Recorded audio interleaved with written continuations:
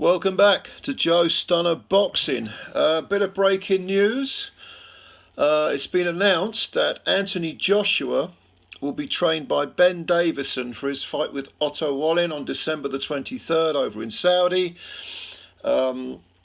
Is this entirely surprising? I don't think so, because it's long been reported that Joshua has worked with Ben Davison while he's in England.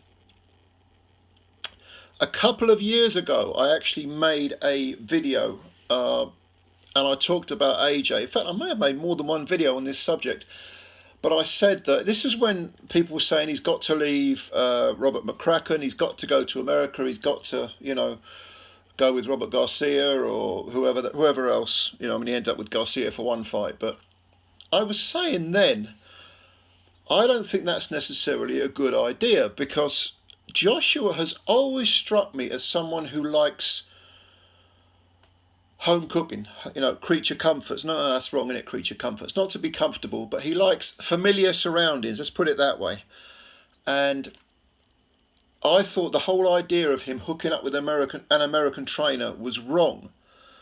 And this comes as no surprise to me that he is now with Davison. That's not to say that he's not going to work with Derrick James again. On the contrary, this hookup for the Wallin fight has been reported by someone called Chris McKenna, who writes for the Daily Star. The article I read is on Boxing Scene, but this McKenna guy was mentioned. And it's a one-off change of trainer. And Eddie Hearn says that AJ is with Derrick James 100%, but Ben is a fantastic coach, and I think he has the kind of mind that AJ would tick with. AJ's the kind of guy who doesn't like to be out of camp for too long, and there is a chance he fights in December. So if that's the case, he wanted these couple of weeks just to sharpen his tools before he heads into camp in Dallas with Derrick. Okay. Let's kind of pick that apart.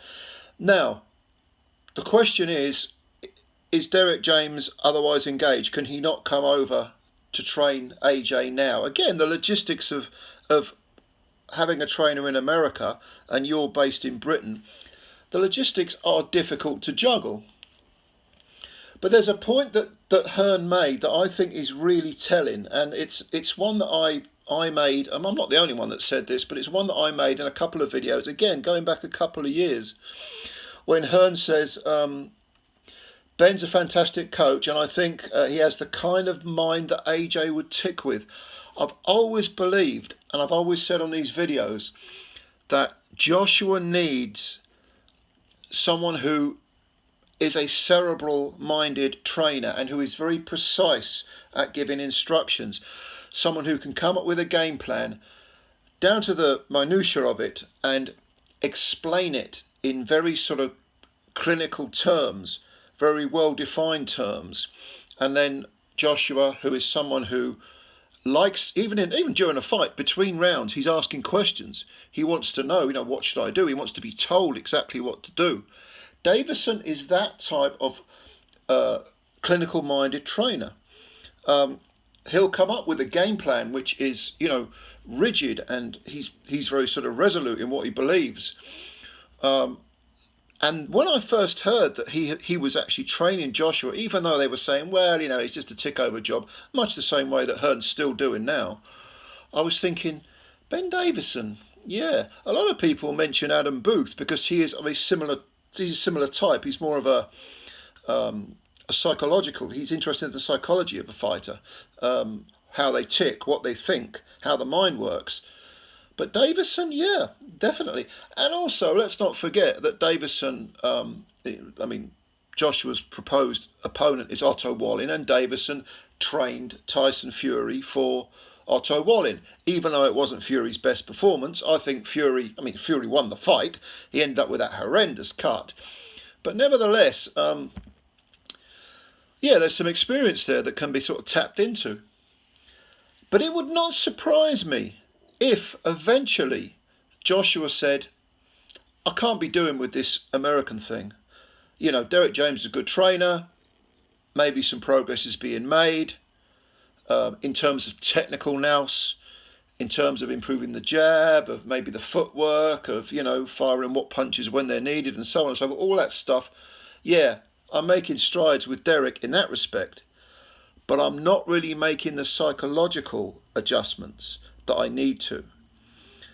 Because in order for any trainer to do that, you've got to be with them.